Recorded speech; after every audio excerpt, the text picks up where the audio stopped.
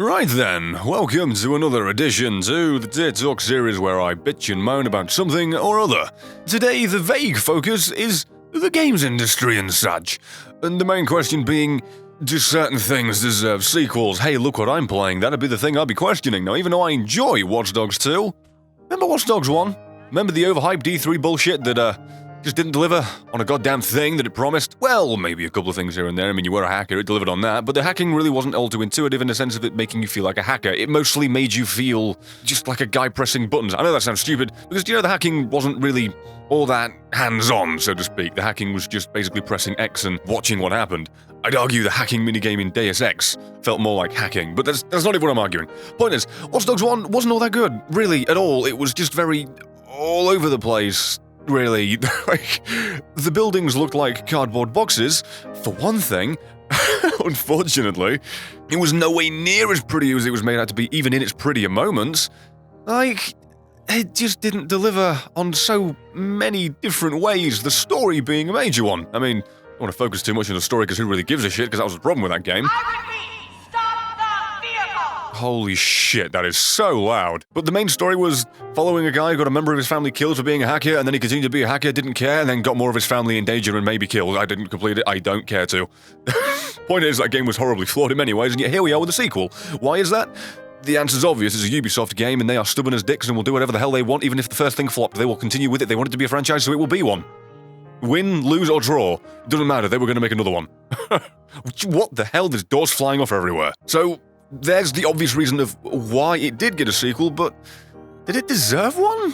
It's always the pointless question, because again, it doesn't really matter, because they're going to get one anyway, because they've got the funding and the publishers that are going to give it regardless. But did it really deserve one? And it's an interesting question, because if you'd asked me at the time before playing Watch Dogs 2, I would have said no. Hell no. It wasn't good, it wasn't worth it, it was so underwhelming, and it just didn't do what it should, the way it should, really. It underperformed in every perceivable level, and didn't really give me any memorable moments other than the main character being a bloody twonk. So, if you'd asked me then, that would have been my answer, but now? As much as it didn't deserve the second chance because of its initial performance, this blew it out of the water. Well, the first one at least, and this isn't a 10 out of 10 game, don't get it wrong. It's certainly flawed as anything is. It's an open-world game that it seemingly insists that you use the open world at all times. It's something else I want to get into in a minute, but point is, this is a good game.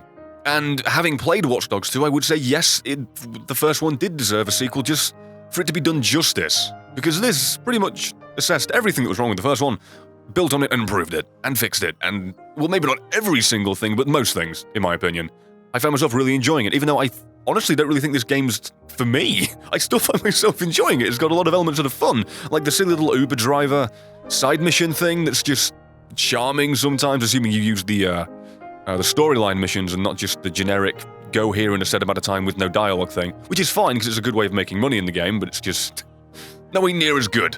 Like, the value with the Uber missions is certainly the silly stories you get, the characters, like, I believe there's a gay couple where you have to, like, drive them to a pregnancy urgently, and it's just, I don't know, it's just really cool. It's just funny stories, and it's kind of charming and entertaining in many ways. So even that, just a pointless side activity, ticks the right boxes in my opinion. And I'm not trying to say that justifies the entire game being made, but I feel like that kind of bleeds over to the rest of the game. Like, just that little activity being so enjoyable. The main missions are even the collectibles, like, basically parkouring around now, so it's like a mini urban Assassin's Creed, or a mini modern-day urban Assassin's Creed. And I just said urban when I'm playing as a black gentleman. That's not a race thing, that's a location thing.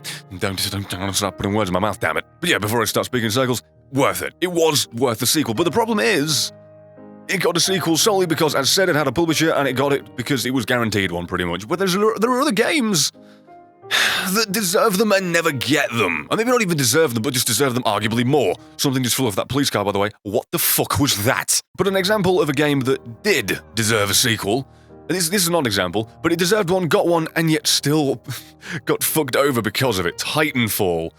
Titanfall 1 was phenomenal. It was a console exclusive when it shouldn't have been, and I don't even mean that because I don't like Xbox. I mean, I own one. It's the one I've used for so long. It's not a negative against it. It's just more, You shouldn't limit a new IP like that. It was such a ceiling to give the series, and it was stupid, and you should never have done it. And it did a lot of things right. It innovated a whole bunch of stuff that arguably, with respect, Call of Duty ripped off, and I don't mean that in a terribly disgusting, oh, fuck them sense, but I mean, you ripped it off.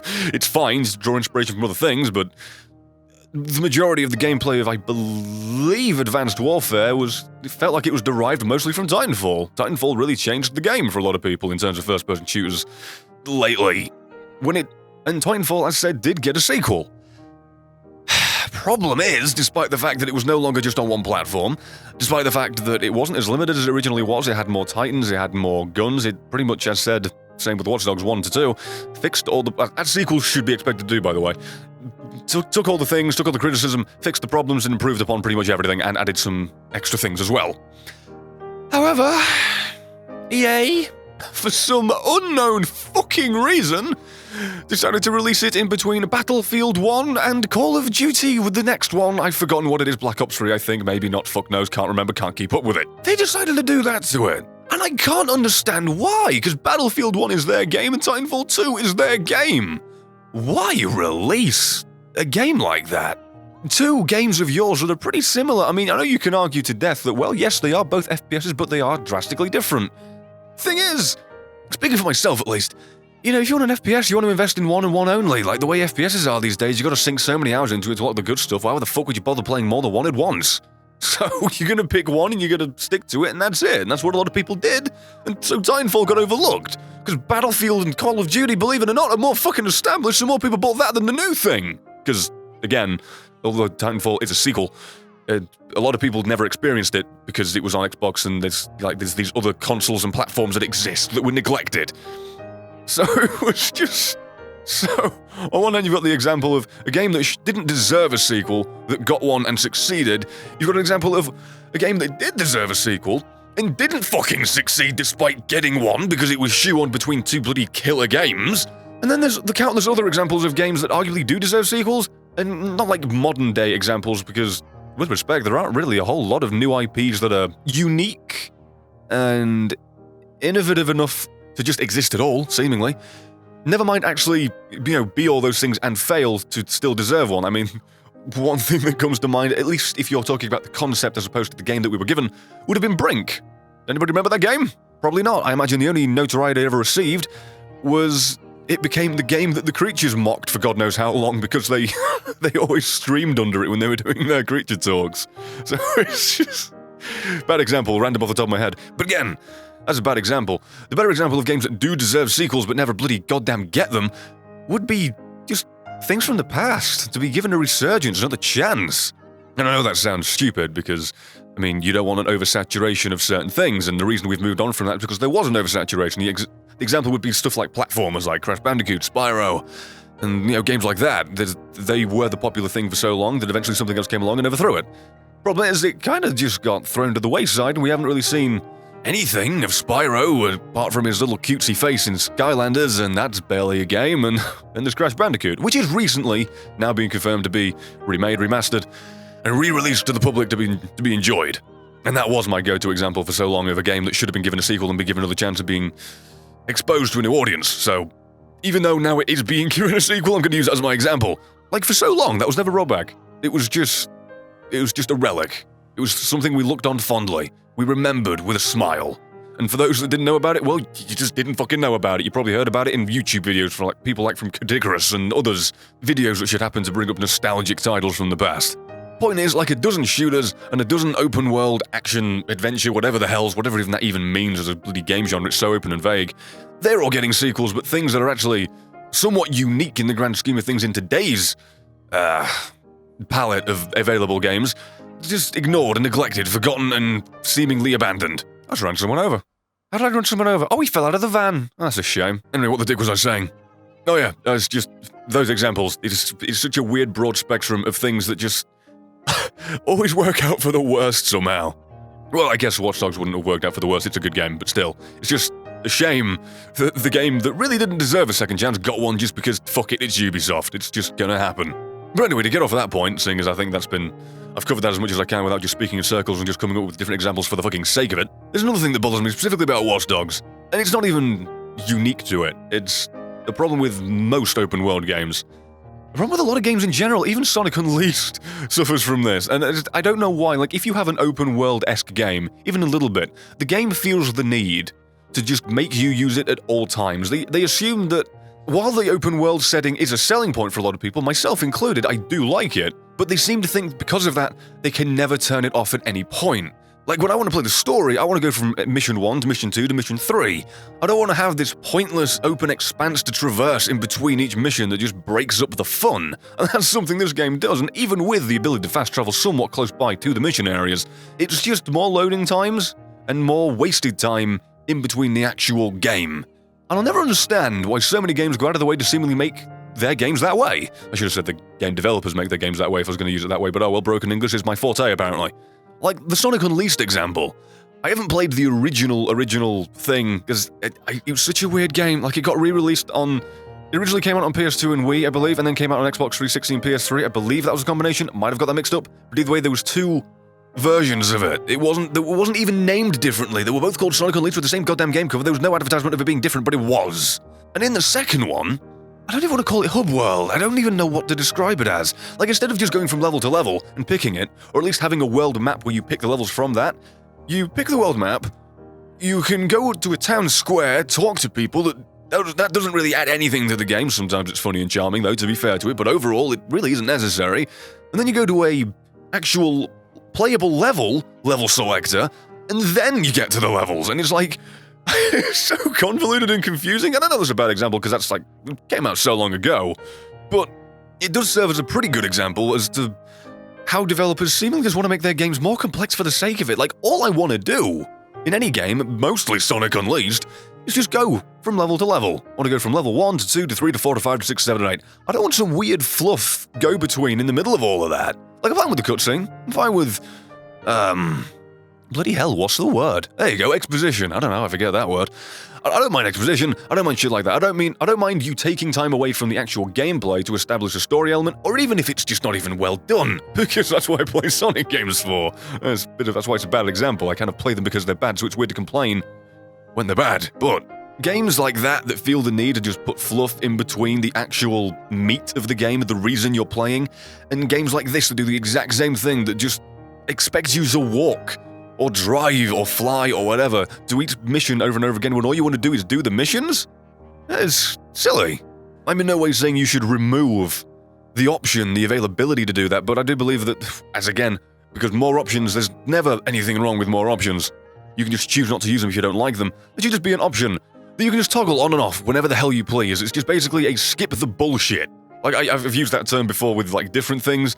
Like, I remember at one point that was just like, oh, I don't want cutscenes, I don't want this, I just want the game. And I can understand why people wouldn't want that. But just skip the fluff. Like, just take me from mission 1 to 2 to 3 to 4. Don't get me to drive around aimlessly for no reason. He says, by the way, while using footage of him literally just driving around aimlessly, but that doesn't diffuse my point. It's just... Like, this is enjoyable to do because it's somewhat entertaining without any major brain power, and I can speak to you and bore you to tears without having to take any major focus or attention away from that and not get distracted by the game. But, again, when I want to just play the goddamn story missions, jumping in a taxi or going through 2 more loading screens just for the sake of getting to the next bloody mission isn't exactly the best design decision. Because that is essentially what it boils down to. If you want to play the missions and you know that's what you're going to do, it's just more loading time or wait time. There's no benefit, there's no appeal, there's no nothing. So there's another thing to add to the list of things I've bitched about, just general open-world game design, for whatever reason. The incessant need to just force me to toddle around and bloody watch the world go by as I finally make it to the bloody marker that starts the actual game I paid for, as opposed to this empty playground. I just tipped that car.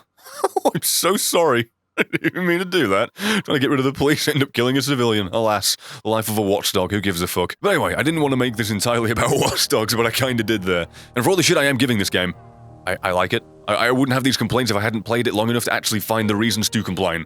As a weird of a thing that is to say, even though it sounds so negative, like, again, I am playing it, I enjoy it. And to an extent, I even enjoyed Sonic Unleashed. I mean, for anybody who actually watches that series, I don't even think that's necessarily a terrible game. Like, obviously it's no way near Sonic 06 or Sonic Boom, but it's like, Sonic 06 and Sonic Boom were just unfinished, and even Sonic Boom is like, I don't even think they were going to make a necessarily good... Did that car just come flying out of nowhere? I was saying, I don't even think they were going to be able to make a really good game with Sonic Boom. It just... the things that were unfinished didn't feel like they would have been all too fun when they were finished. Sonic 06, that kind of did. That had the foundations for a pretty goddamn good game. I don't know what they ended up getting cut. Felt like a lot. But with Sonic Unleashed, I can literally just pinpoint a handful of things that if they changed, it would be awesome. Like for me, and I don't even necessarily like the game all that much, but it would be a significant improvement and I enjoyed a hell of a lot more. Like if they just removed the stupid medal system, because you've got to go fast mechanic where you've got to enjoy the game by going fast, but at the same time you've got to get all the collectibles, you've got to go slow enough to actually find them, and all the little secret paths that are hidden down. It's like, get rid of the medal system, and that contradiction's gone, and I can just enjoy playing the level instead of stressing that I've completed the level too quick and missed the things that I'm going to need to go back and go get. And the other thing is just make enemies a little less tanky. That's it. Just a little less tanky. I understand the need for, elite or more challenging, supposedly, like more higher tier enemies to have more health and take longer to kill. I get it, because that's where the challenge is derived from, unfortunately. I get that. But just say you've made things 50% less tanky overall, I would enjoy that game so much more, and it would be just a significantly better game. I mean, I'd say the only other issue is the frame rate, because fucking the werehog form of Sonic makes the frame rate take a gigantic shit and clog the toilet. But other than those things, even though it's in its current form, it is a shit show in my opinion, I can certainly see why people enjoyed it, because that game had a lot going for it. It really did, and it's a shame that I don't know if it got rust or whatever, but just certain things really didn't pan out as well as it could have done, in my opinion. The optimization being one of them. Oh no, I killed myself. Oh no. Oh, oh dear, whatever will I do? I didn't realize that would kill me.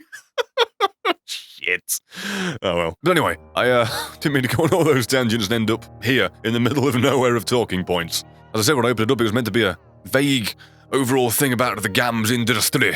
As I said at the beginning, while I don't really appreciate all the shit that gets sequels when it shouldn't, even though if sometimes it works out for the best, i.e. this game, the other thing I can't stand is its incessant need to not fight oversaturation, but seemingly just go balls deep all in and just oversaturate it even more. Like, oh, what's that? We've got a whole bunch of shooters? How about 3 more per year? I guess it isn't per year, but per 3 years. Like, despite the fact that shooters are so prevalent and we've played them for so long, and even though the improvements are quite good, they're pretty much the same game at the core that we played back when bloody Call of Duty 4 came out. Again, there's been mechanical improvements and technical stuff, of course that's been improved, and generally you're a lot quicker these days. You're like a fucking feather compared to the actual heavy soldier you were before. Ish. But even with all those improvements, it's always shocking to me, like, why are there always so many of them? And I'm not arguing don't make what people want, but people seem so afraid to change too much that things just stay the same for so long. Like, you've got 3 development studios working on Call of Duty, and I'm not shitting on it because it has improved, it's pretty goddamn good overall, but you've got 3 different development studios working on it. You'd think they could innovate between them, and yet one of the studios, the cheeky little shit, just took Treyarch's gimmicks like, yeah, we're gonna use zombies too now. It's like, you couldn't even come up with your own thing. I believe at one point they did. It was like Spec Ops Survival or some shit, which was just so uninspired and like, ugh. I can understand why they scrapped it. But still, as an example, like having Call of Duty every year, 3 different studios working on it to try and make them more impactful and diversified, doesn't really seem to have worked. The other example being action-adventure games, or should I just say Ubisoft games, like, run around the map, climb towers, and shoot things. The entire Ubisoft fucking saga. It's sad how, for the most part, there's very little innovation except for just specks of brilliance in individual games every now and then, as opposed to actually well-thought-out, well-planned, at least, franchises and series. Like, I know a fair amount of people, when they saw the new God of War trailer, or at least realized that it was God of War at E3, were kind of upset that they changed it. And that's really all I need to point to say, to just shut down my point. Why do developers not really try to incur too much change? Because whenever they do, they get shit on for changing the thing people liked. It's a shame, really. Now, I'm not saying God of War. I think it was just called God of War 4, even though I ended up calling it The God of Us because haha, I'm so funny. Because it just gave me that vibe, like, hey, you're a fucking grizzled old veteran with a young boy around. Like, I don't give a shit if it's Norse or Greek mythology. It doesn't matter how it plays, that's God of Us to me. But even though overall that did, I believe, hopefully, got a positive reception, because I'm looking the fuck forward to that.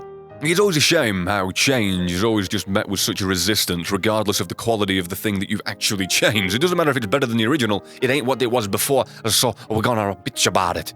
So, I guess I shouldn't give the games industry shit for not wanting to change. Whenever they bloody try to, they get absolutely cacked on. So instead of me picking a talking point that ends up making me just sound dumb by the end of it for even posing the question, I'll just go for the low-hanging fruit, microtransactions.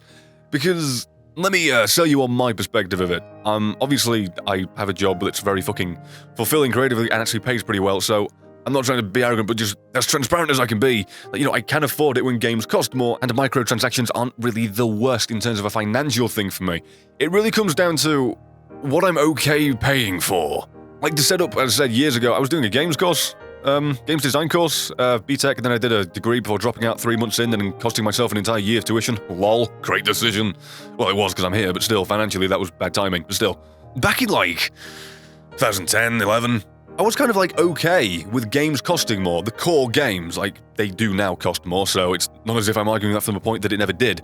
But I was okay with it because the things we were paying for had more value. I was completely fine paying a little bit more to just get this thing that's been significantly improving over the course of the past few years at that point, and still now. Even if, shooters haven't, but just generally game quality. I was completely fine with paying for more. I was completely fine with DLC costing a little more. Obviously, no one's okay with them cutting shit out of the core game and selling it as DLC to make more of money. That's where you cross the line back then. But either way, main point, I was okay with games costing more for the core thing that I was buying. Then microtransactions came along, and it's just really... It honestly obviously depends on what game it is. Some of the microtransactions are completely fine and okay, and it's this isn't even a problem. This really doesn't negatively affect my experience at all. It's just there for the sake of anybody that should want it, It's just an extra way of them making income from the most devoted players, as opposed to trying to sell people on entire DLC packages or sequels, where otherwise the appeal may not be there. It'll basically just milking the top, 1% of the player base that has the disposable income and the desire for more shit. In whatever form. Destiny's my go-to example, because that's the game that had microtransactions to begin with, where it's this is okay. This is fine. And then we've got its current day form, where it's kind of going into a territory of, this ain't okay. So let me explain it. Not to make another Destiny tier talks, where it seems to just seep into all of them. But either way, god damn it, I like the game, it's gonna happen. Again, if memory serves, at the very beginning, it was just introduced as boxes you could buy that had chroma in it, and it had the chance of reputation boosters, which is basically, it wasn't directly giving you any extra power, it just boosted your availability to get to the potential moments of power with it. Because every time you rank up a faction, you get a reward, here's some free shit, and you could argue that is in some form buying power, but it really wasn't, in my opinion, and I was okay with it. I'm not disputing anybody that disagrees. You're completely fine to feel differently about it, because it really is one of those weird things. You are speeding up the process of getting power, so maybe you are kind of buying power. I just never really thought of it that way. And you didn't need these things. They were not necessary for the game. It was just here's some aesthetic things that you may need or may not. From a collector's standpoint, you definitely don't need a gameplay standpoint. It doesn't help you at all. It just makes you shine a certain color. And I believe it even gave you some, again, more cosmetic stuff, just gear. You could get taken gear. And it kind of sucked that they made some of the cooler looking stuff for some people exclusive to this paid thing, but they were giving you 3 free boxes a week. You got one just for logging in, you got one for playing the weekly Crucible thing, and I forget what the other one is. It might have been, I don't know. Either way, just gameplay activities. It was available for people, you didn't need to be very good at the game, you just needed to be competent enough to fucking press A on the right mode, and you'd get 3 of those free things. But as time went on, they limited the boxes you get, so it'd only be 1. And then they started offering things that were, so while still cosmetic and not gameplay affecting mostly, again, the boosters, they started just making it a little worse. Because previously it was, you get a box, you get a chance at the armor you want, you get a chance at the chroma you want. There's an argument to be made that it should have been interchangeable and you could get whatever you want whenever you want, but that's the way it was, and it wasn't too bad at that point. Then they implemented stuff like the ornaments, which were very desired, because it was basically weapon skins, and it made things, in some instances, look a hell of a lot better. Some instances didn't change it all that much, it's almost just a reskin, recolor, really? Well, reskin is obvious, or just basically change the color palette and not much else. But the problem people started to have with that was, it kind of felt not one for one, but kind of like gambling. You were just putting your money into the system in hopes that you get the thing you want, instead of just being able to buy the specific skin, the weapon skin you would have wanted. You couldn't. You just had to leave it up to chance. So, while Timmy over there bought 1 box, got the ornament he wanted, Jonathan over there bought 500 and still hasn't gotten the specific ornament that he wanted. I must admit to unfortunately being a part of the problem. I bought a fair few of them myself, just trying to get one particular ornament for one weapon that I used and didn't get it until like the... I hate to admit it. I said exposable income. Disposable, rather. Exposable? I mean, shit, if I'm going to speak about it, I guess it's exposed, but that's not what I meant. I think it was like 30 or 40 boxes. I hate to admit spending money on nothing, but I did it. I was a sucker for it. Although I believe I already had the silver, but still the money was spent and then wasted on it. So microtransactions like that, where it's just putting money in, playing a slot machine to maybe get the thing you want, is just so shitty. And by the way, I should just... As a heads up, this isn't even the worst microtransactions get in Destiny. There's a whole other step in a minute. But you went from having silver, I forgot to mention, buying emotes. That was the original thing. I just went straight ahead to the boxes where they started like selling you gameplay stuff almost. There was always emotes you could buy for silver. It was it. You could just buy specific things. So we went from being able to buy specific emotes that you want specifically to now we're selling you essentially a different form of emote, but we're not going to give you the option to buy the specific one you want. We're just going to hope that you keep putting money into the slot machine until you get it, and then we can make more money off of you. That's basically what it was. And I imagine it's because they assessed that emotes weren't all that profitable, maybe? Well, profitable. I don't imagine it makes all that much... It doesn't take all that much resources to make a fucking emote. So in terms of profit of the thing being made, being sold, I'm sure you were fine. But just overall, the revenue being made for it probably wasn't all that much because you could just buy what you want and that's it. And people probably wanted one or two and that's it. So they started being a little bit extortionate.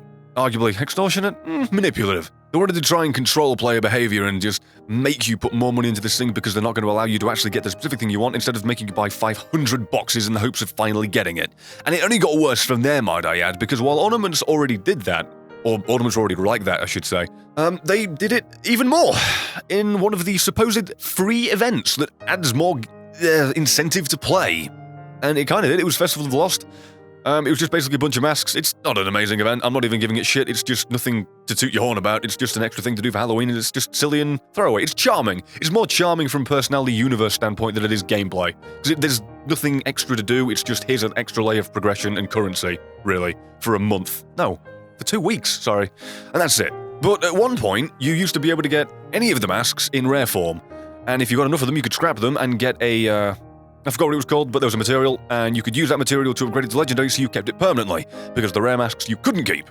They would expire at the event, but if you upgraded it, you got to keep it for good. And you'd get these masks from, filling up a candy sack, the extra layer of currency I was talking about, and you just do shit. You kill enemies, you get candy. You complete an event, candy. Blah-de-blah-de-blah. You fill up a sack, go back, get a mask. If it's the one you want, keep it. If it isn't, scrap it, get a thing, and there you go. This year, they decided, no, we don't want to do that. You know what we're going to do instead? You know what we're going to do instead? Instead of making those masks free, what instead we're going to do? We're going to put it behind a paywall. It was amazing. I believe, if memory serves, there was a quest that would give you maybe 3 or 4 masks for free, and they were the new ones, so no real complaints there. Or for the most part, they were new ones. I might be wrong on that one, actually. I'm pretty sure how the quest worked would be you'd be given a mask, and then you'd use that mask for the next phase, and so on and so forth. It would just do that like 2 or 3 times. So I don't even think you got all new ones, but either way, you got a handful of masks for free from just playing, but again, it was one quest and it wasn't really replenishable. You just got it and that was it. And you also got one free box. One free box that could hold any old mask in the game and could even give you the ones you got from the quest. Hey, how to feel defeated? That probably. However, they did add a bunch of other consumable things, like you could pop a vial and you'd have a different respawn animation. You could pop another one and you'd have like a jack-o'-lantern head or an eyeball for a head. They had stuff like that. That is what you would get from the sacks, which previously gave you the masks. And now the boxes, which again, you got one for free, and again, could give you something that you would already get for free from the quests. They obviously cost money, and that's how they expected you to unlock the rest of them, the super exclusive cool ones, should you have not gotten it from the box. It's, I don't know, like, that is an event, as said, that really didn't provide all that much extra gameplay. Not a whole bunch of anything, really. And the event, while again charming, really felt more focused on the opportunity to get more money out of the player than it did to give the player something extra to do.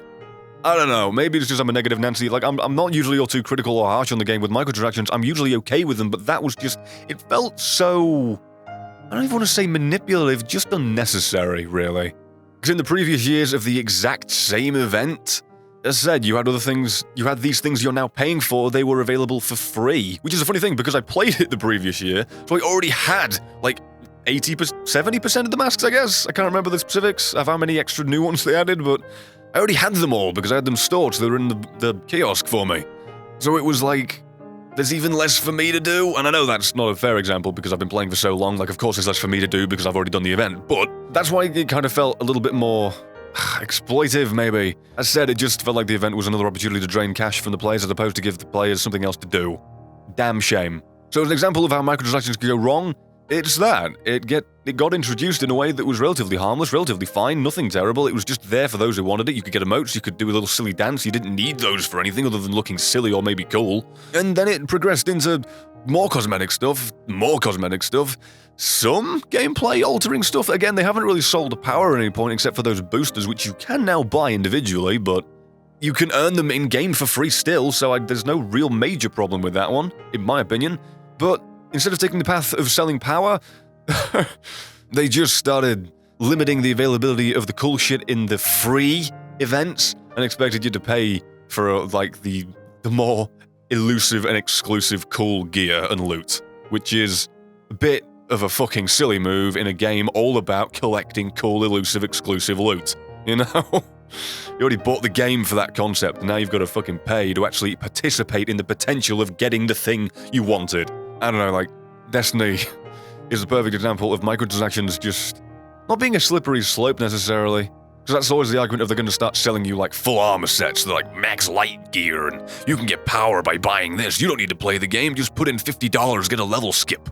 Well, there is actually a level skip, but in that game it's kind of different. You don't buy max level, you just skip, like, the less interesting grind, I guess. Which is weird, I don't know why you'd bother ever paying for that. You bought the game, it's part of the game to grind up. Anybody who bought that, you perplex me. Not judging you, it's just an odd decision to make. But yeah, Destiny unfortunately went a little bit sour on the microtransaction front. And meanwhile, there's games like Overwatch, which in my opinion are completely fine the way they are. I'm sure some people disagree because it's like they've got a whole host of collectibles and skins that are really cool and you could have gameplay reasons to unlock them. Like, that's the game that has achievements that unlock you cool little spray tags, and instead of that, or maybe on top of that, you could have also got skins, but they opted to sell them. And again, for me, I have no problem with it, but I've heard and seen a few people that are a little bit less happy about it. But I would use that as an example of microtransactions being completely okay. I'm trying to speak for everybody, but from what I can tell, like, that was probably the best received implementation of that system. Oh, and what I was trying to make during that is, I understand the need for game developers to make more money, to make more revenue, because you can't really massively increase the price just to get in the door of the game. You know, like, the more you up the overall game price on launch day, the less people are interested in even fucking buying games at all. You know, like, it's now, let me think.